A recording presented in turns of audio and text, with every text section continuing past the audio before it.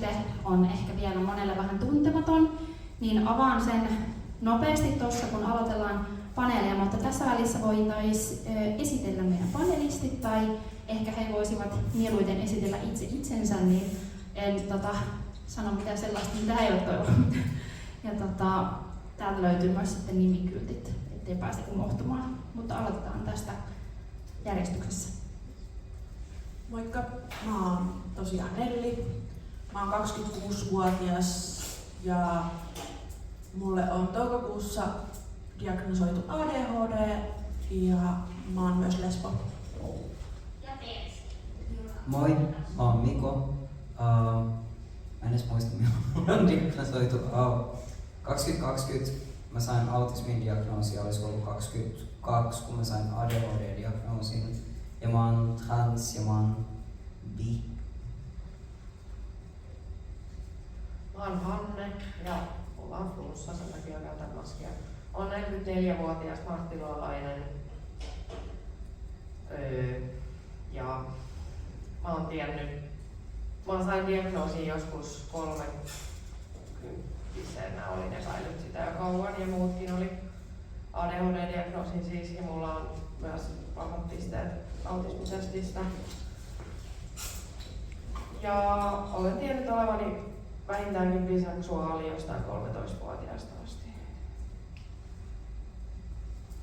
Kiitos. Mä otin tässä nyt oma mikrofoni, niin sujuu vähän sulavammin tämä mikki vaihto tuolta toista päästä. Esittelen tosiaan lyhyesti aiheeseen liittyen itseni, eli edelleenkin nimeni on Karoliina Hirkkunen ja mä osallistun paneeliin, osaan keskustelua, identifioidun itsekin neuroqueer-käsitteen alle ja minulla on ADHD, vahvoja autismipiirteitä ja olen biseksuaali. Mut joo, avataan lyhyesti toi käsite ja lähdetään keskustelemaan. Tää voi vielä olla vähän hähmäinen tämä kuvauskin, mutta mä toivon, että tämän illan aikana ehkä toi käsite myös muotoutuu ja selkeytyy tämän keskustelun myötä. Eli neuroqueer on sekä identiteetti että verbi. Neuroqueeriksi identifioituvan henkilön seksuaali- tai sukupuoli-identiteetti ja neuroidentiteetti poikkeavat heterosukupuoli- ja neuronormista. Neuroqueer voi myös olla tapa olla ja toimia.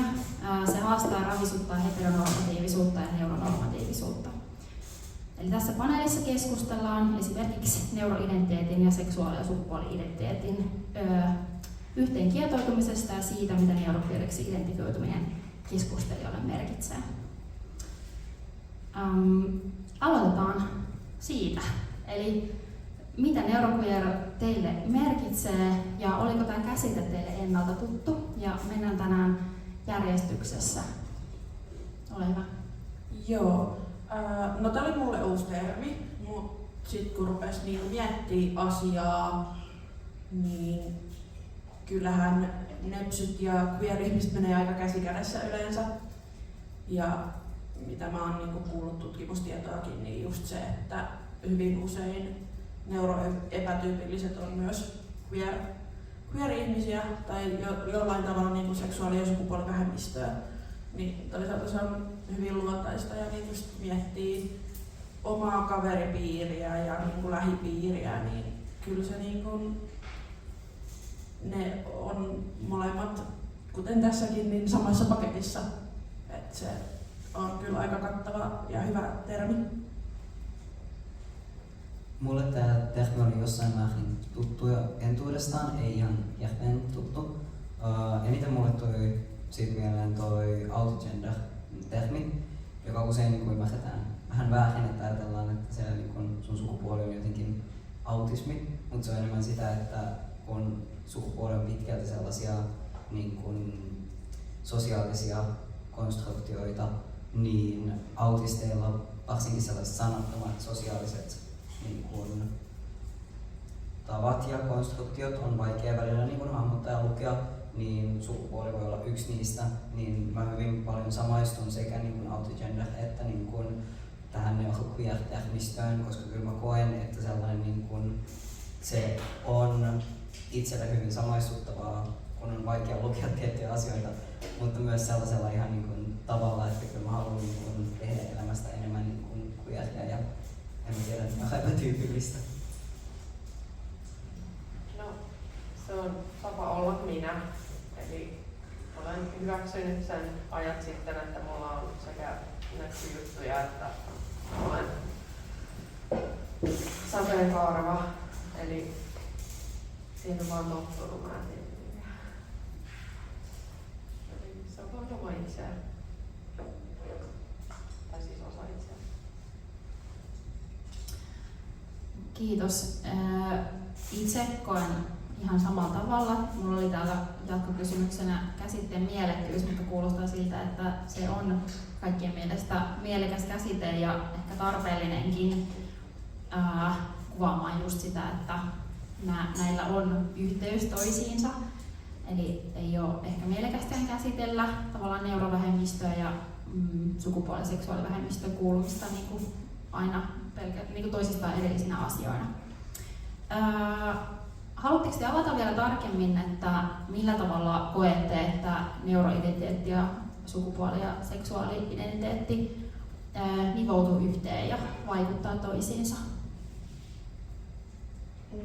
No mä voin ehkä omalta kohdalta niin sanoa sen, että mulla on siis myös CP-vamma, niin kun se on todettu mulla lapsuudessa ja se on synnynnäinen, niin mulla sitten niin kun just se, että vasta tämän vuoden toukokuussa on diagnosoitu ADHD ja oman lesbouden ymmärsin 22, että niin kun ne on jäänyt kyllä tosi isosti niin kun fyysisen vamman jalkoihin, jos niin voi sanoa, että mä en ole antanut itselleni ja mulle ei ole ehkä myöskään yhteiskunnan niin kun kautta annettu sitä tilaa pohtia näitä asioita, kun on keskitytty niihin fyysisiin haasteisiin niin isosti.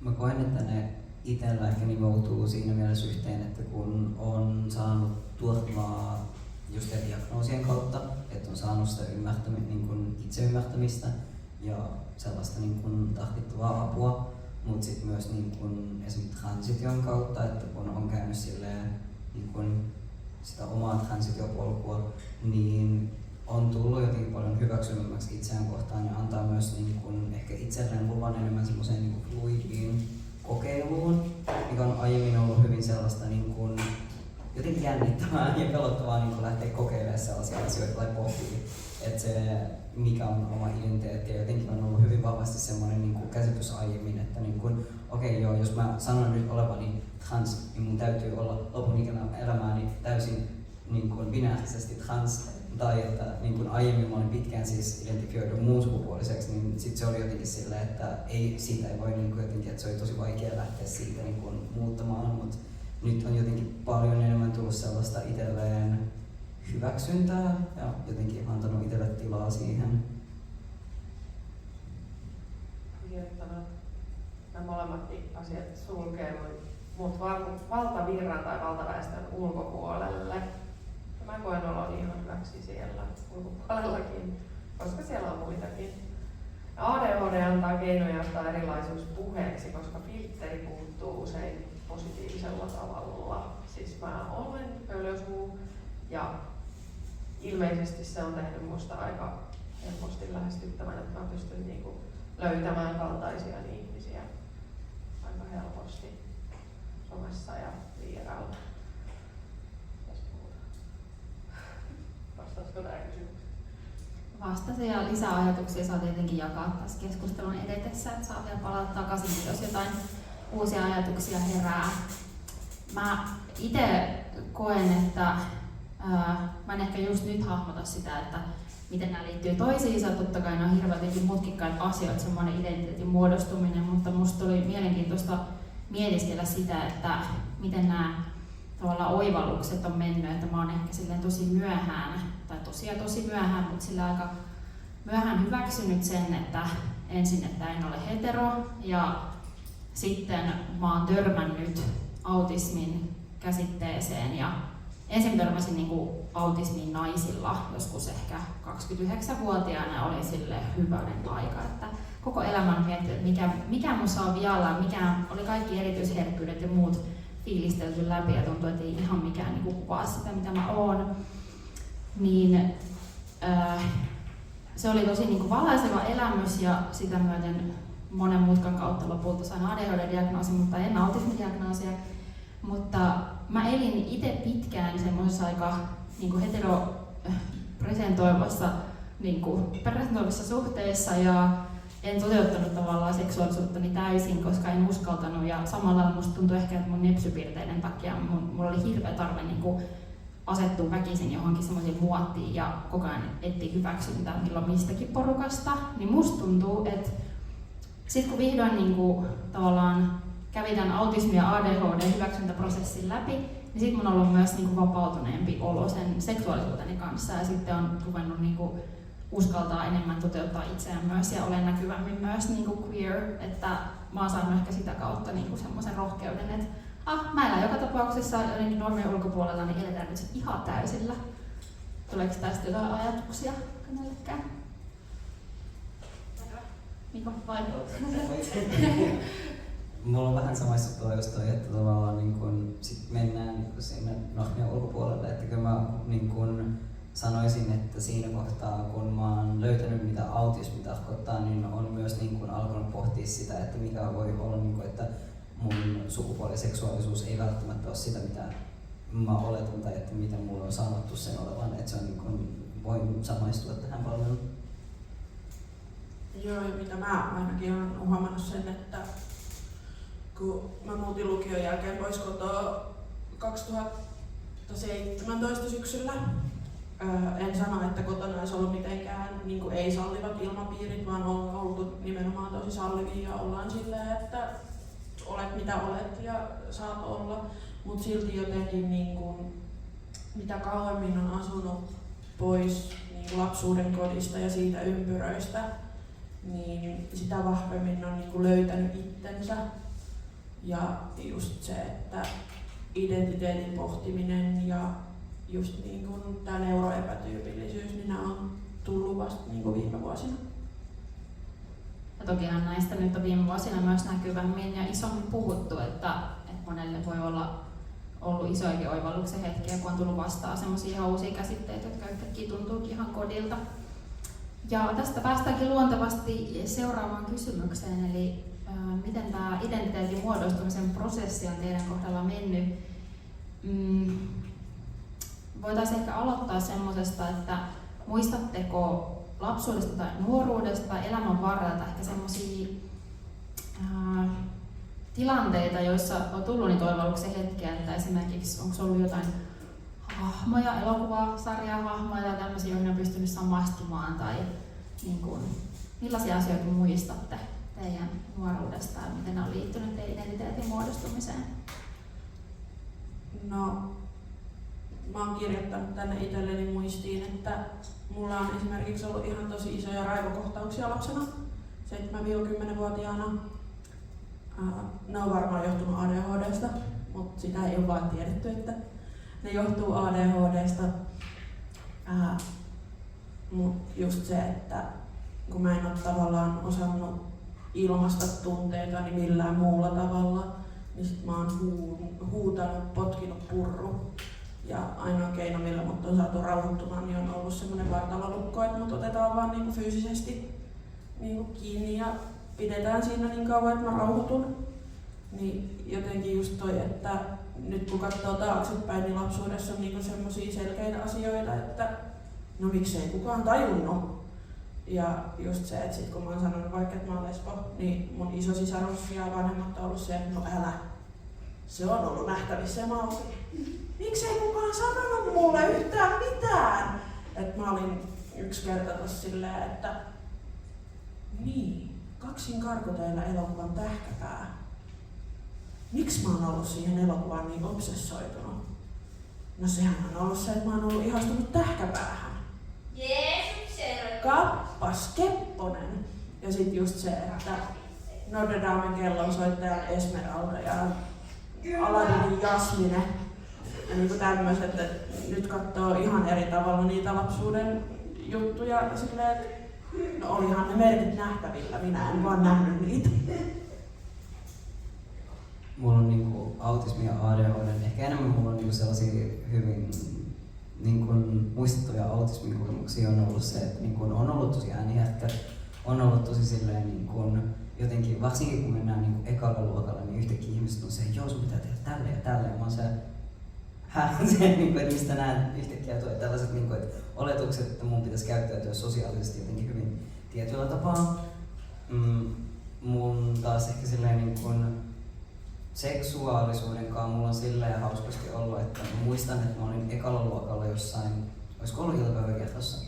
Ja meidän iltapäiväkerho oli Lahdistalolla ja siellä oli sellaisia niin kuin, jotain mainoslappuja, jossa oli silleen, että hyväksytään kaikki. Oli paitoja, jossa luki niin kuin hetero ja homo ja biseksuaali. Ja sitten mä kysyin niin mun kaverilta, että mitä noi tarkoittaa. Ja sitten se oli se, joo, että toi on se, että jos sä oot ihastunut johonkin, joka on samaa sukupuolta sunkaan, ja toinen on, että ja se ei kai tiennyt, että mun mielestä se ei tiennyt, mikä biseksuaalisuus oli. Ja mä olin se, no periaatteessa mä voisin olla kumpaa vaan, mut mä oon nyt hetero, koska kehen mä oon tällä hetkellä ihastunut silleen 7-vuotiaana. Että se, niin kun, se oli jotenkin silloin jo hyvin jotenkin helppo, fluidi juttu. Ja sukupuolen kanssa silleen, no kun alkoi tuo murrosikään, kun oli 13, niin mä muistan sen, että mä oon liikuntatunnilla ollaan pukkarissa. Ei mistään niin kun, alkaa tyttöjen puolella ja tytöt alkaa puhua siitä, että niin kun, ai haluan, että rinnat kasvaa. Ja mä olin se, että en mä halua, että mun rinnat kasvaa. Ja mä olin se, miksi mä en halua sitä. Ja jotenkin mä en keksinyt siihen mitään muuta loogista syytä kuin se, että mä harrastan uintia. Jos mulle tulee rinnat, mä en ole enää virtaviivainen ja mä en ole nopea uimaan. Et se ei ole mitenkään sukupuoleen liittyvä, ei tietenkään. Et nämä oli sellaisia, mitä varsinkin nuorena miettii, että sitten pikkuhiljaa kun alkoi tulla enemmän tietoa, niin alkoi katsoa noita juttuja taaksepäin, että se, okei, joo, nämä käy jotenkin järkiin nyt. Joo. Siis kun pääsin näistä kieltämisvaiheista, että kyllä, jos mä tykkään pojista, mä en siis lapsena tiennyt, että mä tiesin, että kun naapurin tyttö kertoo ja yritti valaista minun ajatusmaailmaani jutuista, niin mun tietämys oli, että on homoja, lesboja ja heteroita. Mä en tiennyt, että voi olla bi. Niin sit mä ajattelin, että jos mä kertaan tykkään pojista, niin mä oon varmaan hetero. Siksi se niinku viivästyi tavallaan se itsensä löytäminen monella vuodella. Mut jotenkin Silvia Moodigin silmät on jäänyt telkkarista mieleen, siis ne oli aivan ihanat.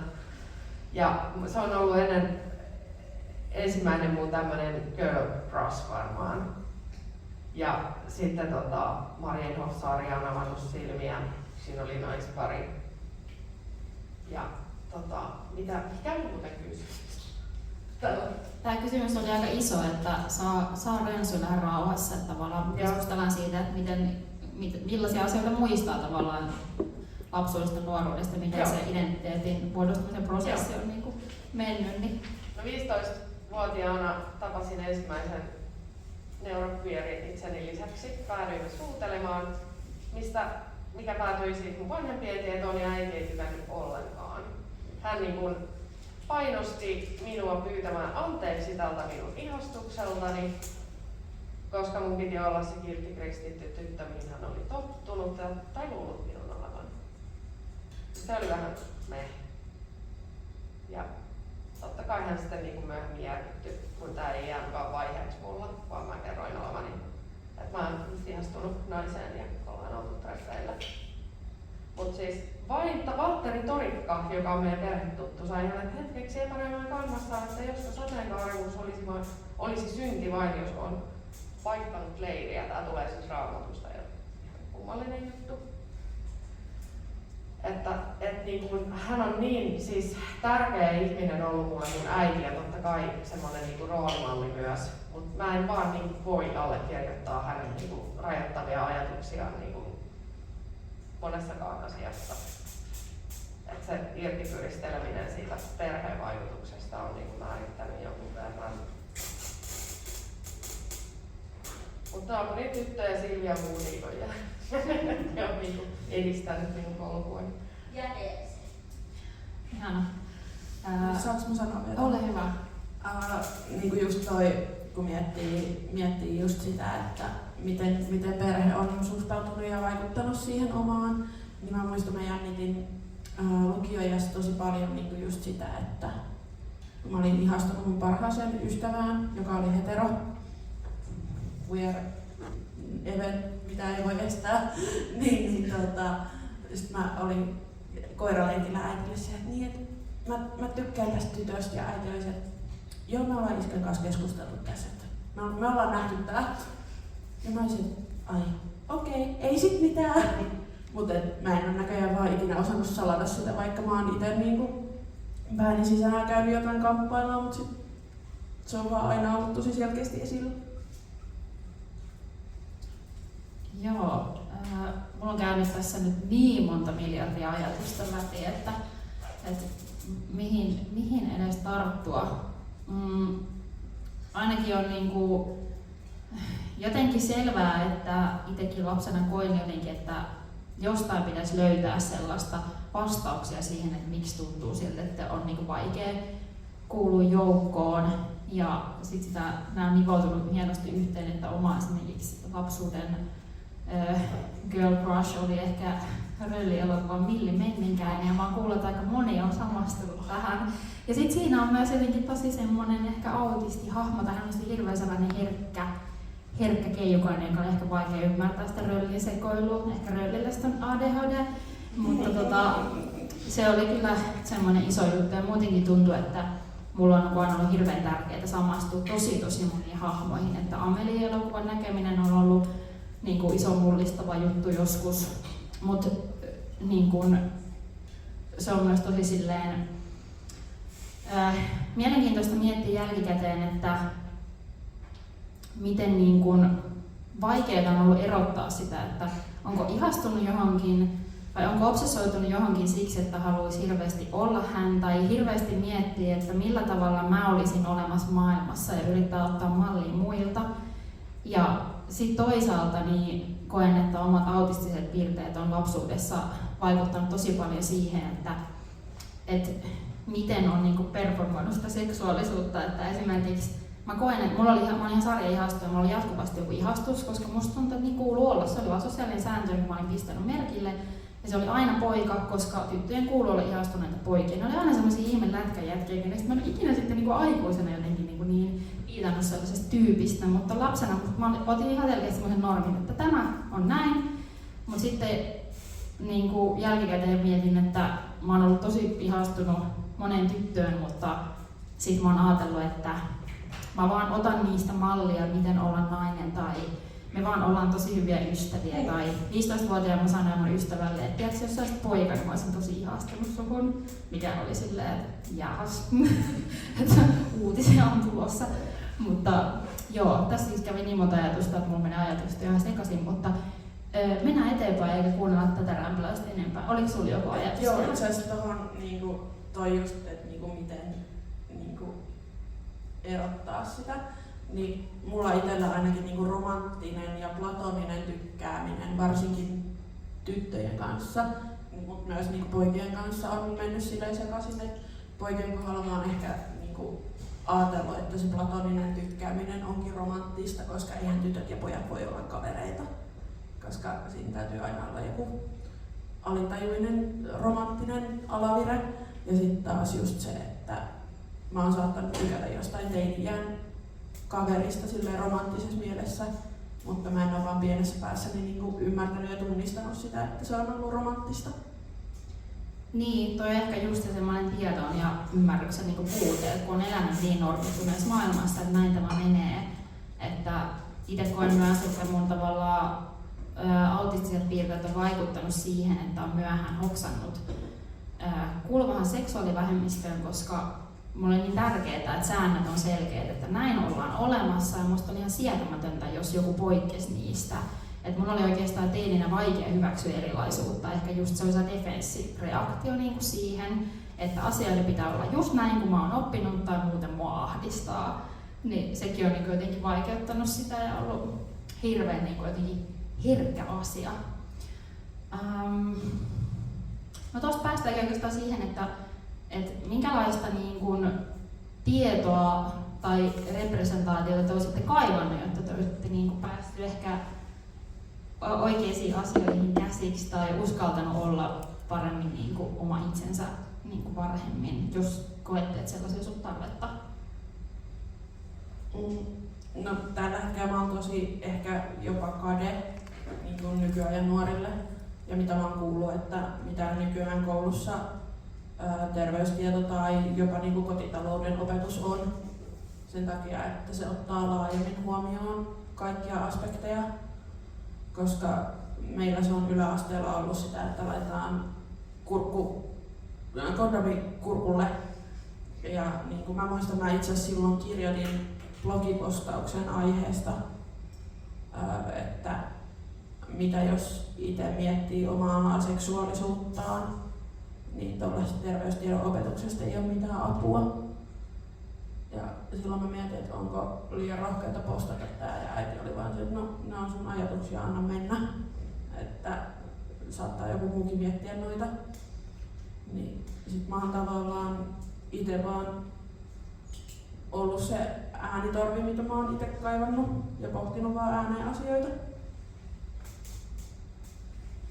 Mulla oli silleen, että mä muistan, olisiko mä ollut 15-vuotias, mä löysin sellaisen YouTubettajan, jonka pääjuttu ei ollut siis niin kuin autismista puhuminen, mutta silloin oli yksi video, jossa puhui siitä, että hänelle on niin kuin diagnosoitu, niin kuin, että hän on autismin kiertolla. Ja se oli jotenkin, ne kaikki oli niin samaistuttavaa mulle. Ja mä muistan, että mä olin silleen, että voisikohan mullakin olla se. Ja mä muistan, että mä laitoin hänelle viestiä, kun hän on just pienempi YouTubettaja, niin vastasi pitkälti niin kuin aina ihmisten kommentteihin ja yksityisviesteihin. Ja silloin mä olin tosi pettynyt tähän. Mä ymmärrän nyt jälkeenpäin tälle aikuisena, että ihan ymmärrettävästi, että hän oli silleen, että joo, että ei hän osaa sanoa tähän niin yhtään mitään. Että se niin ehkä sun pitää keskustella jonkun kanssa, joka osaa paremmin näistä. Mutta silloin mä olin jotenkin, ehkä olisi itse kaivannut, että niin jälkeenpäin musta tuntuu, että mä olisin kaivannut enemmän sellaista niin vaan keskustelua seuraa, joka olisi niin yleisesti voinut hyväksyä sen, että mä voin olla jotenkin erilainen. Että se ei ole semmoinen, että se niin okei, jos mä oonkin autisti, niin se ei ole mitenkään huono asia, koska se aina niin se kommentit oli silleen, niin heti silleen negatiivisesti, että no et se voi olla sitä, että se, niin kun sä oot näin ja näin hyvä tyyppi, mutta ne ei ole poissulkevia asioita, että se olisi jotenkin itse olisi kaivannut. Ja mä samaistun tästä tuohon, että siis mä oon itsekin kind of kateellinen joillekin nuoremmille, joilla on enemmän justiinsa niin terveystiedon tunnilla niin käsitellään aiheita. Tai ihan, niin siis, ihan vaan somessa ja niin mediassa nämä on paljon normimpia.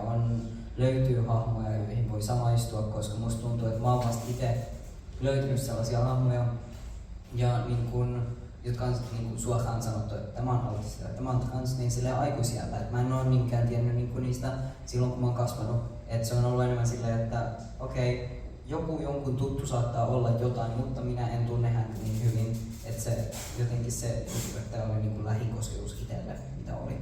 Niin jotenkin olisi vaan kaivannut sitä, että olisi voinut olla jonkun kanssa jutella ja olisi ymmärtänyt, että ihan ok. Siis pahin asia, mitä tapahtuu ehkä mun teiniässä. Mä oon syntynyt 81 tosiaan ja silloin maailma oli hyvin binäärinen. Sitten tuli vielä tämmönen Tosi rakkaus odottaa -kampanja, mikä painotti miehen ja naisen välistä ydinperhettä ja että seksikin kuuluu vaan avioliittoon. Ja tää oli iso juttu silloin meidän piireissä, lenttisissä piireissä, mutta siis se niinku aiheutti ihan hirveästi vaivaa ja niinku ahdistusta mulle, että miksi mä nyt vaan niinku voi olla normaali. Ja sit niinku, ja just se, että kun mulla oli syyllisyys siitä, että okei, en ole pystynyt jättämään seksiä papinaamaneen, niin mitäs nyt joudun helvettiin. Siis tämmösiä kaikki joutui kelaamaan ihan turhaan. Ja niin kun, en mä tiedä, nukkasin taas kysymys. Siis mä olisin toivonut hyvin erilaista niin kun tavallaan sitä kosketuspintaa omaan seksuaalisuuteen, eli niin kun moninaisuuden huomioivaa ja hyväksyvää ja siis semmoista, että se olisi tullut jo koulussa eikä vaan se kurkku ja kondoomi. Että niin kuin kaikki kehopositiivisuudesta lähtien niin kuin kaikki niin kuin oli vähän pielessä mun mielestä silloin kun mä kasvoin.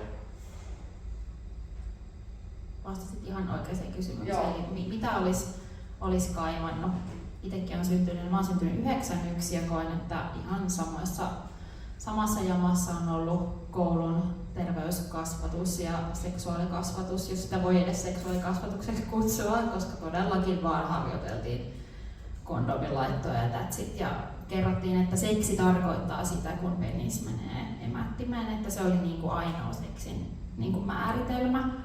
Että tavallaan todellakaan niinku, mä en ole ikinä kuullut ennen yliopistoaikoja, että mitään penetraatiokeskeisen seksikäsityksen kritiikkiä tai en ollut kuullut myöskään autismista tai olin mä kuullut ehkä autismia ja ADHD-käsitteet, mutta niin törmäsin niihin syvällisemmin vasta 29-vuotiaana, rupesin kelailemaan juttuja, että niin todella vähän ollut sitä tietoa ja sitten itse koin ehkä sen perheen vaikutuksen kanssa siinä, että meillä ehkä oli silleen tarve olla kauhean jotenkin suvaitsevia ja liberaaleja, varsinkin ehkä mun äidin vaikutus on ollut iso, mutta sitten kuitenkin siinä on ehkä semmoinen asetelma, että täällä maailmassa on näitä kaikenlaisia erilaisia ihmisiä, mutta me olemme normaaleja. Että oli hirveä tarve kuitenkin sille, että älkää te nyt ruvetko sekoilemaan. Että kyllä tämä muu maailma niin kuin saa elää miten elää, mutta että meidän perheessä asiat menevät näin, että koen itse, että jos olisin tuonut kotiin vaikka jonkun ei-valkoisen kumppanin, niin sekään ei olisi ollut ok. Kerran toin kotiin tytön ja mun äidillä meni ihan täysin patajumiin. Ja mä olin siitä ihan yllättyneen järkyttynyt, kun mä olin se, että eikö sun pitänyt olla se jotenkin tosi liberaali ja suvaitsevainen tyyppi, että mitä tää nyt on. Ja tuntui, että hän vähän niin kuin odotti, että no toivottavasti sieltä kohta joku poikaystävä, joka tulee niin kuin järkiinsä. Ja no sit mä löysin poikaystävän ja tulin ilmeisesti järkiin ja äitin ei tarvinnut taas huolehtia siitä asiasta moneen vuoteen. Mutta niin kuin, että se kotiympäristö on vaatinut sellaista normaaliutta ja samoin ehkä on ollut toisenlaista uskonnollista vaikutusta, että meillä on ehkä ollut enemmän sellaista uushenkisyyttä, spirituaalista ajattelua, niin siihen on sitten liittynyt ehkä eniten sellaista transfobiaa jotenkin, että on epätervettä, niin kun, että se on jotenkin merkki ehkä epätasapainoisesta maailmasta, että nykymaailma oireilee kaikilla tällaisella kummallisuudella, että ihmiset jotenkin sekoaa ja valitettavasti siinä kuvastossa on niin kuin ollut kaiken näköistä semmoista, no paljon sellaista transfobisuutta ajateltu jotenkin myös silleen, että kristiin pukeutuminen ja tämmöinen on niin kuin jotenkin sairaaloista, että sellaiseen kuvastoon mä niin kuin olen törmännyt teini-ikäisenä, kun olin tietynlaisissa piireissä itse, ehkä semmoisissa vähän hippikuvioissa. Niin uskonnon merkityksestä saataisiin siis varmaan 5 uutta paneelikeskustelua aikaiseksi, että siinäkin riittää paljon perattavaa. Mutta ehkä tässä kohtaa olisi hedelmällistä kysyä seuraavaksi, että vielä ehkä tarkennusta siihen, että koetteko, että noiden identiteetin muodostumisen niin kuin prosesseissa on ollut jotain yhtäläisyyksiä ikään kuin, että kun on oivaltanut tai saanut tietää, että on neurovähemmistöä ja että on oivaltanut jotain niin kuin omasta sukupuolista seksuaalisuudesta, niin koetteko, että nämä on, niin kuin, näissä on jotain yhtäläisyyksiä näissä ikään kuin prosesseissa? Joo, ehdottomasti. Omassa lapsuudessa ehkä niinku just se poikien ADHD tunnistettiin paremmin. Ja just se ADHD on sitä ylivilkkautta ja niinku semmoista, että ei pysty pysyä paikallaan ja on just tosi menevä ja muuta. Ja kun itse ei oo sitä, niin tavallaan itsellä ja kaikilla muilla ympärillä oli se ajatus, että ei tuolla voi olla ADHD, kun ei se ole tämmöinen. Mutta kuten tiedetään, niin tyttöjen ADHD on hyvin erilaista ja sitä ei ole tutkittu tarpeeksi. Ja just toi, että mulla tuli ahdistuneisuusdiagnoosi 2020, joka alkoi isoilla paniikkikohtauksilla. Ja sitten mä hakeuduin hoitoon, sain mielialalääkityksen ja aloitin terapian. Niin sitten kun mielialalääkkeiden pohjalta rupesi se ahdistus hälvenemään ja päässä tulee tilaa niin kuin muullekin, niin sitten, ja elettiin pandemia-aikaa, niin TikTok oli täynnä naisia. TikTok tiesi ennen kuin minä. Sitten just niin kuin rupesi miettimään isommin, että hetkinen, että ehkä sä et tykkääkään pojista niin kuin sillä tavalla. Et ehkä sä tykkäätkin vaan naisista, kun siinä asti mä olin niin kuin ollut biseksuaalileimalla. lukioikäisestä siihen 22-vuotiaaseen. Mutta sitten mä rupesin miettimään, että ehkä sittenkin toi lesbo on se oma identiteetti. Ja sitten myös sen koko psykoterapiajakson ajan, sen 3 vuotta, mä pallottelin ADHD-ideaa. Ja mun terapeutti vaan sanoi, että no, jos susta tuntuu siltä, niin mene niihin testeihin. Että ei siinä voi mitään hävitäkään. Ja nyt on diagnoosi ja elämä hymyilee. Ja Jeesus hymyilee. Oliko se kysymys just, että miten nämä identiteettikehitys oli, liittyykö ne mitenkään toisiinsa? Niin, tai löydätkö niistä yhtäläisyyksiä? Joo. No mä aiemmin just mainitsin sitä, että niinku tuntuu, että se vaikutti kun pikkuhiljaa sillä ja itse sai tietää tuosta niinku esimerkiksi autismista, niin samoihin aikoihin alkoi just tavallaan niinku kyseenalaistaa sitä sukupuolta ja seksuaalisuutta. Että kaikki tää oli ehkä siinä, kun mä olin 15-vuotias, 16-vuotias, että se oli myös sitä, että niinku alkoi päästä nettiin kautta, että alkoi menee nettiin silleen, että niinku, no en kysy lupaa, minä vaan menen katsomaan mikä tämä Tumblr on tai mikä on Instagram. Että se niinku, siinä niinku alkoi tuoda sellaista tähmistöä esiin ja sitten sitä pikkuhiljaa alkaa kyseenalaistaa asioita, että niinku samaistuko minä tällaiseen, olenko minä tätä. Että se, kyllä mä koen, että ne on pitkälti mennyt käsi kädessä ja kans silleen ihan siinäkin mielessä, että mä aloitin hormonit kuukautta ennen kun mä aloitin ADHD-lääkkeen. Et sekin on silleen, niin ne on hyvin kytköksissä silleen, niin ajallisestikin menee jotenkin tosi samoihin aikoihin. Et kyllä, joo, kyllä ne silleen kehittyy keskenään. Tavallaan niin kuin samalla omia juttuja, mutta kyllä ne niin kuin kulkee aina käsikädessä, ne on jotenkin niin syvällinen osa itseään. Toi omien ominaisuuksien ja diagnoosin kyseenalaistaminen liittyy näihin molempiin mun mielestä. Mulla on kelannut, että ehkä mulla onkin vaan kaksisuuntainen mielialahäiriö tai tämmönen luonne, ei mulla varmaan ole ADHD:ta oikeasti. Tai ehkä mä oonkin vaan hetero. No, todellisuudessa miehet lähtee paljon helpommin treffeilemään, niiden kanssa on helpompi pariutua, koska se on se normi. Naiset on vähän hitaampia lämpiäviä mun kokemuksen mukaan. Ja niin kun, en mä tiedä, on vaan helpompi täyttää ne normit siis. Ja mitäs muuta mä olisin miettinyt? Mä en tiedä liittyykö tähän mitenkään, miten mä määrittelen itseäni, niin mä määrittelen itteni enemmän sukupuolisensitiiviseksi kuin neutraaliksi. Tai siis semmoiseksi, että mä oon naisellinen nainen ja viihdyn siinä olemuksessani. Ja mun mielestä on ihan ok, että kaikki sukupuolet ja ne saa olla vaikka mikroaaltouuni tai panseksuaali, ei mua kiinnosta sillä lailla, kunhan ne antaa kaikkien kukkien kukkia. Mutta tästä sukupuolisensitiivisyydestä saisi taas oman paneelista. Sais todellakin. Mä haluaisin nostaa esille vielä ehkä omista kokemuksista semmoisen, että molempi on liittynyt hirvittävä pelko ensin, että apua, että enkö mä nyt olekaan normaali isoissa heittomerkeissä. Et kyllä se on ollut helppo hyväksyä aina muille asioita. En mä ikinä ajatellut, että niin kyseenalaistanut tai jotenkin miettinyt pahaa toisista ihmisistä, että ne ei saisi olla mitä ne on, mutta omalla kohdalla siihen on liittynyt niin kuin ihan hirvittävän iso semmoinen niin kuin pelko ja tarve olla normaali vaikka väkisin, että ensin oli niin tiukassa kieltäymyksessä, että suunnilleen huusin, että minä olen ihan hetero, ja sitten myöhemmin on niin kuin sama ollut sit sen, niin kuin, että autismi tuntui mulle aluksi ihan kirosanalta ja mä pelotti se ihan hirveästi. Mä haudoin sitä sisälläni pitkään, mä uskalsin mun isärukselle sanoa, että mä oon miettinyt tällaista ja eihän ne tiennyt yhtään mistä on kyse, se vaan pahensi sitä tunnetta. Ja nykyään on niin silleen mun maailmassa niin normaaleja asioita tuntuu ihan hullulta.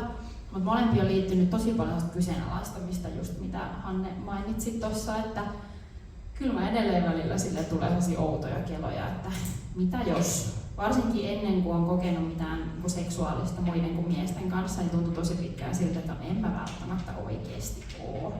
Tai silleen, että se oli tosi vahva.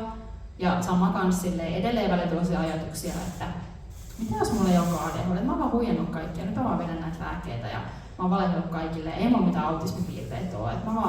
Mä vaan yritän soluttautua johonkin porukkaan, koska mä vaan oon jotenkin itsekeskeinen ja egoisti tai jotain, että tulee tällaisia ihan ihme niin keloja, että ne on kyllä vahvasti sidoksissa toisiinsa, mutta pakko kertoa pieni anekdootti, että sitten kun ensimmäinen naispuolinen seksikumppani oli ollut ja hän tiesi, niin kun, että mulla ei ollut kokemuksia aikaisemmin, niin sitten hän sen jälkeen heitti vitsin, että no, ootko sä homo? Niin sitten mä olin sille, että kyllä musta tuntuu siltä. Se oli mun mielestä ihana semmoinen validaatio, viimeinen validaatio. Mutta tää aika rientää ihan hirveätä vauhtia, niin hypätään vähäsen. Mun on pakko saada kysyä tämä kysymys vähemmistöstressistä. Eli olette kokeneet vähemmistöstressiä ja millaisissa tilanteissa, millaisia kokemuksia siihen liittyy ja millaista on kuulua useaan eri vähemmistöön? Tässä menee hirveän monta asiaa päällekkäin, koska mulla ehkä se oma määrittävin identiteetti kuitenkin on niin kuin CP-vamma, minkä kanssa on tullut edettyä koko elämä, niin kuin peilaa elämää tosi isosti sen kautta ja sen takia on koulukiusattu, tai no itse asiassa sen takia ei ole koulukiusattu, vaan on sanottu, että kun sä oot vaan vitun ärsyttävä, mutta vamma on pelannut siinä isoa roolia ja just se, että mä oon ottanut rollaattorin apuvälineenä käyttöön viime vuonna, niin se on ollut taas iso kriisin paikka oman identiteetin kanssa. Just miettii sitä, että nyt mä oon apuvälineen käyttäjä ja just se, että se on tehnyt mun vammaa eri tavalla näkyväksi asiaksi. Ja just se, että kun mä oon tosi isosti semmonen, että mä tykkään leimoista ja niin kuin lokeroinnista omassa päässäni, tai se helpottaa elämää tosi paljon, niin just jotenkin se, että mä voin lokeroida, että mä oon lesbo, mä oon ADHD ja mä oon vammainen, niin helpottaa tosi paljon ja se, että on noita sanoja, millä voi kuvata itseään, niin auttaa tosi paljon. Mut sit just esimerkiksi se, että miten mä tuon vammaisuuden esiin vaikka romanttisissa kontakteissa tai uusissa ihmissuhteissa ylipäätään. Se, että miten mä kerron vaikka niin kuin ableismin rakenteellisesta vaikutuksesta tai just niin kuin siitä, että vammaisten seksuaalisuus on tabuja, niin kuin, että nämä on tosi isoja asioita, mitkä vaikuttaa siihen tapaan nähdä itteensä ja sitten just se, että kun kohtaa uusia ihmisiä, niin tavallaan ne asiat kuitenkin jossain kohtaa täytyy ottaa puheeksi, mutta sitten se on kovin raskasta käydä just semmoinen, no nyt istutaan alas ja puhutaan tästä aiheesta, vaan olisi kiva, että ne tulee sitten silleen luontevasti myös kerrottua. Mutta sitten taas niin seksuaalivähemmistön identiteetistä mä oon ollut jotenkin koko ajan tosi avoin. Et kun mä teen kirjasisältöä ja muuta, niin en mä pelkää näyttää siellä, että luen naisista, jotka rakastaa naisia tai mitään muutakaan, et en mä jaksa enää. Nyt loppu. Mä koen, että se niin vähemmistöstressi on vähän niin helpottanut sille ajan myötä, joka samalla on silleen niin kuin, osittain ehkä sellaista, että tottuu, mutta osittain mä koen siihen, että siihen on vaikuttanut ihan se niin kuin fyysinen ja niin kuin medikaalinen transitio, että mut nähdään paljon niin kuin enemmän sosiaalisissa tilanteissa ekana niin kuin miehenä. Ja joo, kyllähän se silleen helpottaa elämää, mutta se on tosi ärsyttävää. Se niin kuin, että tulee semmoinen, että niin kuin, nyt mua kohdataan silleen paljon vakavammin asioissa ja se on niin kuin monessa asiassa tosi ärsyttävää, että mä olisin voinut saada tiettyihin asioihin hoitoa ja apua, mutta en ole saanut, koska on oltu, että no koitu pärjäällä nyt tepaa. Ja nyt kun mä oon niin niin ihmiset olettaa, että mä oon mies ensisijaisesti, niin sitten otetaan paljon vakavammin paljon asioita. Ja se niin kuin esimerkiksi mun tavallaan sellaista niin kuin tietämystä ja taitoa, kun kuitenkin silleen, niin kun mä opiskelen itsekin niin kuin yliopistossa, niin tuntuu, että se niin kuin ulkopuolista ottaa sitä jotenkin paljon vakavammin. Et se on ollut semmoinen tavallaan tiedostanut tämän, mutta se on vielä enemmän ehkä niin kuin herättänyt siihen sellaiseen niin kuin todellisuuteen, että asiat muuttuu sen mukaan, miten ihmiset lukee sua. Mutta kyllä mä koen edelleen esimerkiksi se, että mä menen jonnekin tosi vaikka lääkäriin, jossa lääkäri tietää silleen niin kun, vaikka mua kohdataan ehkä silleen vakavammin, niin se on kuitenkin stressaava tilanne, koska lääkäri voi nähdä edelleen, että niin kun mikä mun syntymäsukupuoli on. Ja sitten mä en voi tietää, että niin kun mitä sieltä tulee. Ja sitten transpuoli on itsessään, se niin kun prosessi on tosi raskas ja silleen ehkä traumatisoiva. Sitä niin kuin ei enää mene kauhean huolettomasti tai niin kuin helpostikaan lääkärin hakea apua, koska sä et ole täysin varma, että niin kuin joudutko selittää koko sun elämäntarinan ja sitten vielä yrittää selittää sellaisia pieniä nippelitietoja asioista, joilla ei pitäisi olla yhtään väliä siihen, että miten sä saat sitä hoitoa tai näin. Et kyllä se, niin kuin, kyllä se vaikuttaa. No, mulla on enemmän tuossa ADHD kanssa semmosia tarpeita todistella omaa selviytymistäni ja että ADHD:ssa on niitä hyviä puolia. Itse työskentelen turvallisuusalalla, missä helposti saa huonoa palautetta ja kritiikkiä. Mulla on hirveä paine olla ajoissa, joka paikassa, muistaa kaikki vaaditut asiat ja kulkea ekstra mailia aina tilaisuuden turulleen, koska mä haluan todistaa olevani vähintään yhtä hyvä kuin muut. Ja tämä fear-ominaisuudet ei aiheuta mulle ainakaan niinkään paineita, koska se ei vaikuta siihen selviytymiseen samalla tavalla. Mutta taas sit muussa elämässä kuin työelämässä niin on ollut, mä pelkään, että mua pidetään vamppina, jos ihmiset saa tietää, että mä oon biseksuaali.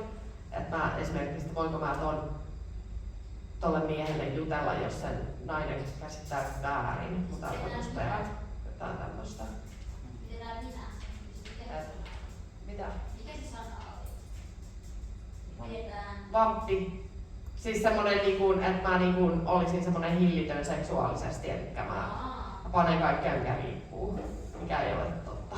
Tämä on vähän sellainen termi, mikä on ehkä kadonnut käytöstä, mutta sillä viitataan myös nimenomaan semmoiseen tosi seksuaalisesti päällekkäivään naishenkilöön. Joo. Tarkennuksena. Saanko mä täydentää vielä? Juu, ole hyvä. Mulla tuli ajatus tuosta Mikon jutusta, just samaistun tuohon niin omaan identiteettiin suhteessa niin hoitohenkilökuntaan, että se on tosi raskasta. Ja just se, että kun tarvii tuhakaapista hoitotilanteissa, just se, että kysyin just niin kuin seksuaaliseen kanssakäymiseen vinkkiä mun fysioterapeutilta ja se oli ihan silleen, kukaan ei ole ikinä kysynyt tällaista. Miten sä uskallat kysyä tällaista? Ja mä olin se, että no, mä oon avoin ihminen ja tää on asia, mihin mä tarviin apua. Tai mihin mä oon niinku huomannut, että tämä vammaisuus vaikuttaa, niin osaatko neuvoa? Niin eihän osannut neuvoa. Ja sitten mä lähdin itse googlailemaan ja etsiin netistä tietoa. Et just se, että tavallaan, että kun tällaisissa hoitotilanteissa tarvii olla silleen, että joo, me keskitytään tähän yhteen asiaan, mutta kun siinä on tämä koko paketti, mihin vaikuttaa niin moni muukin asia, niin tuntuu, että lääkäritkin katsoo vain yhtä oiretta eikä sitä kokonaiskuvaa. Siis ihanaa, että olit noin rohkea ja ravisutit, mutta tohon kokemukseen siis mun mielestä kiteytyy vähemmistöstressi kyllä erinomaisesti, että sä joudut olemaan niin itse advokaatti jatkuvasti. Ja sitten vielä kohdataan sellaista, että en tiedä, what asennetta siihen. No sitten, millaiset asiat tuottavat iloa elämässä vastapainoksi tämmöiselle vähän stressaavalle aiheelle? Eli millaista asioista saatte voimaa ja iloa elämään? isosti mun ystävistä. He on niin kuin queer neuroepätyypillisiä. Niin jotenkin se tuo niin paljon onnellisuutta, että ollaan edelleen tiivis porukka lukioaikaisten ystävien kanssa. Ja kun vaikka mä oon opiskellut Turun ammattikorkeassa, niin mä oon ajautunut yliopiston speksipiireihin. Ja siellähän sitten ollaan nepsyhomoja. Et se on niin ihanaa, että tuntuu, että speksipiireistä on löytänyt sitä omaa porukkaa tosi isosti. Ja siellä on uskaltanut olla oma itsensä jotenkin täysin avoimesti. Ja itse asiassa tapa, jolla mun ystävä kuvaili mua silloin, kun me tavattiin speksipiireissä ekaa kertaa, niin se oli silleen teatteri-intoilija, speksi-curious, nepsy-coded ihminen. Ja mä olin silleen, että tää on ehkä paras kuvaus, mitä musta on ikinä tehty, tätä tulen käyttämään. Niin jotenkin just se, että ystäväpiiristä on löytänyt tosi paljon sitä niin kuin queer-iloa ja ollaan esimerkiksi lauantaina menossa Prideille yhdessä, niin se on tosi ihana. No mullakin just ne kavereita, yllätti.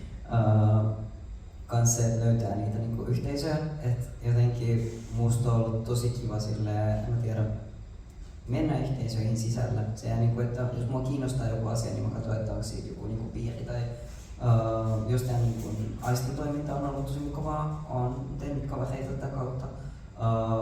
On ollut pitkään sarkua skenessä, silleen en ihan hirveästi tee itse, niinku varsinkaan nykyään, mutta kyllä siellä, se on myös toinen hyvin semmoinen nepsy-queer-ympäristö, että se, niin kuin, jos teatteri, niin myös niin kuin, kaikki kuvataiteet ja erityisesti sarjakuvat on jotenkin hyvin nepsyjä ja queer-piirejä, niin sit siellä tapaa sellaisia omankaltaisia ihmisiään, että sieltä on tullut paljon kavereita. Itselle kanssa tosi tärkeää, että semmoinen ehkä niin kuin, rauhoittava juttu on siis, vaan kävely. Sitä on kiva kävellä kaikkialle. Ja videopelit. Se on yllättävän paljon sellaista, että jos mä haluan rentoutua, niin se on joko silleen, okei, mä menen ulos yksin, tai siis mä uppoudun tähän peliin moneksi tunniksi. Ja se on niinku semmoinen hyvin rentouttava, että pääsee tekemään jotain hyvin sellaista, niinku ehkä aivot muualle, mutta ne on kuitenkin tekee jotain. Ehkä se niinku jotenkin auttaa ADHD ja autisminkaan. Tässä mä oon piirrellyt tänne. No yksi erilainen huumori, varsinkin jos se liippaa näitä. Niinku, siis sytyttää siis kaiken maailman niinku meemit ja visuaaliset sarikset just ja kaikki tällaiset niinku, niillä voi rikkoa jäätä ja kaikilla huumorijutuilla. Sitten eläimet on mulle tärkeitä, muun muassa tämä ragdoll-lippi täällä. Musiikki on äärimmäisen tärkeä, reiviporukat siis. Sä voit laittaa sateenkaari, karvasäärystimet ja vilkkuvat jotkut systeemit tukkaan ja lähtee reivaamaan ja olla täysin oma itsesi. Se on semmoinen. Sitten kaikki ihmissuhteet, missä voi olla oma itsensä, niin voimauttaa suuresti. Ja niin kuin, ehkä se oli siinä. Tippeli. Mun mielestä näitä puheenvuoroja yhdisti kyllä se, saa ympäristö tai tekeminen ja mikä tahansa, niin siinä saa olla oma itsensä, että joku on siinä ihan omassa kuplassa itsekseen tai sitten sellaisen yhteisön keskuudessa, jossa on samankaltaisia ihmisiä. Otetaan tähän viimeiseksi kysymykseksi, ennen kuin siirrytään yhteiseen keskusteluun, niin palataan hiukan sillä taaksepäin, vedetään lanka sinne lapsuuteen ja nuoruuteen, että mitä te toivoisitte tämän päivän lapsille ja nuorille, eli millaista tukea lasten ja nuorten tulisi mielestäni saada sen oman identiteetin rakentamiseen? Just semmoista hyväksyvää ilmapiiriä ja niin kun, onkohan tälle suomeksi termiä, mutta gentle parenting, että niin kun, tavallaan heille mahdollistetaan se tunteiden tunteminen ja just se, että kaikki tunteet on okei ja niin kun, sä saat tuntea kaikki tunteet ja niinku just se, että opetetaan, että on erilaisia ihmisiä ja sä saat myös olla mitä sä oot. Ja itselle ainakin niin kun, 2 äitiä on ollut iso inspiraatio tässä ja sitten myös somesta on löytynyt muita samaa sukupuolta olevia vanhempia, kun itsekin haaveilee vanhemmuudesta. Niin jotenkin just se, että kun näkee, että se voi olla mahdollista, niin haluaa itse kuvitella sitä, että itse olisi vanhempana myös sellainen, että loisi sen mahdollisimman hyväksyvän ilmapiirin. Tarkoituksena Napsaat 2 äitiä on siis tämmöinen pariskunta, naispari, jotka tekee somea. Mä just aiemmin sanoin sitä, että mä oon vähän kateellinen siitä, että kuinka paljon niinku informaatiota nuorilla nykyään on. Mutta samalla aikaa siinä tuo myös se, että kun on niin paljon informaatiota, niin näkee sen kaiken, niin kuin, että mitä tällä hetkellä tapahtuu. Että just tällä hetkellä niin kun käydään aika kovia silleen maailmalla niin kun transkeskusteluita ja silleen, niin kun vaikeita silleen, lainsäädäntöjä laitetaan. Ja mä tavallaan toivon, että varsinkin niin kun, toivon, että ne ei rantautuisi Suomeen, koska on jo tarpeeksi vaikeaa hakea hoitoja. Ja tälläkin hetkellä silleen, niin kun lapsia ja nuoria niin kun ei oikein sisällytä siihen niin kun transhoitoon. Et se, niin kun jos olet trans, niin odota, että olet 18-vuotias. Silleen kaipaisi ehkä tukea siihen, kaipaisi, että siinä olisi enemmän sellaista hyväksyntää ja ymmärrystä, että niin kun se ei olisi niin silleen, en mä tiedä. Että se vaan niin kun, se muuttuisi, että se olisi paljon niin kun hyväksyttävämpää. Niin, just tuli mieleen toi, että pitäisi niinku rikkoa sitä käsitystä, että on vaan se naisen ja miehen ydinperhe. Ja itse on siis tällä hetkellä tukihenkilönä prosessissa, kun itsellinen nainen saa lapsen yksin hoidoilla. Ja se on avannut silmiä. Mutta siis miksei niinku enemmän justiinsa näitä eri perhemuotoja korosteta ja anneta vaihtoehtoja valita. Ja muutenkin identiteetin suhteen, että on olemassa paljon muitakin, paljon eri vaihtoehtoja, mihin sä voit itsesi lokeroida, jos niin haluat.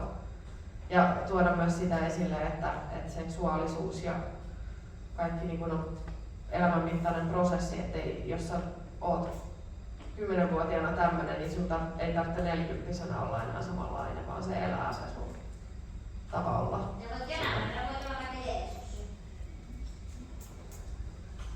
Olisiko tästä vielä jotain ajatuksia jatkopuheenvuorossa? Se katos. Just tuosta 2 äitiä ja sitten tää, niin puhuit siitä, että olet tukihenkilönä itselliselle vanhemmalle, niin Ylellä on tällä hetkellä semmoinen, ainakin mun mielestä se on vielä, niin on yksin isäksi, jossa on siis transmaskuliini henkilö niin kun hakeutuu niin kun yksin just itselliseksi vanhemmaksi, niin se on kyllä semmoinen, että se oli itsellekin tosi aloittavaa, että tavallaan oli kuullut, että transihmiset hankkii lapsia, mutta sitten se, että se näkee sellaisen niin kuin prosessin käyvän, niin se on semmoinen, mitä suosittelen kaikille katsottavaksi. Yksi isäksi on se nimi. Joo. Joo, tuosta perhemuodoista tuli mieleen yksi, mitä mä oon kohdannut nyt tosi paljon ja mikä kiinnostaa, niin on kumppanuusvanhemmuus. Se, että niin kun 2 tai enemmän ihmisiä hankkii yhdessä lapsen, mutta ne ei muodosta niin kuin romanttista ihmissuhdetta keskenään, niin se on jotenkin kiinnostanut. Siitä tuli se, oliko se 4 sarja vuosi vai pari sitten, niin se nosti sen isosti keskusteluihin. Ja esimerkiksi Jani Toivola on puhunut niin kuin kumppanuusvanhemmuudesta tosi paljon, niin se on semmoinen vanhemmuusmuoto, mikä on ruvennut kiehtomaan kyllä. Olemme. Niin, sä aikaamaan kiintymyysvanhemmuus termiä, että se on ihan asia. Itse olen pyrkinyt omille lapsille sitä tuomaan, että se on kehumisen kautta kasvattaa. Juu. Joo, okei. Lempeää kasvatusta on myös nähnyt käytetään. Mutta kiitos todella paljon. Tässä oli siis niin paljon asiaa, mistä olisi voinut vetää jokaisesta oman rönsyn omaan suuntaan, että tästä saisi tosiaan 1 miljoona paneelikeskustelua ja ehkä tässä huomasi, että miten niin kun, puhuttiin, tai nämä asiat oli välillä erillisiä ja välillä kulki samaa linjaa, niin se ehkä kuvastaa mun mielestä tätä koko niin kuin neuroqueer-käsitteen käsitettä ja tavallaan sitä ilmiötä, että miten moninaisia ne on ja miten monimutkaisesti ne kietoutuu yhteen ja ei niistä kaikesta varmaan selkoa koskaan voi ottaakaan, mutta se suurimman syynä on todella tärkeä keskustelu ja kiitos hirveästi teille.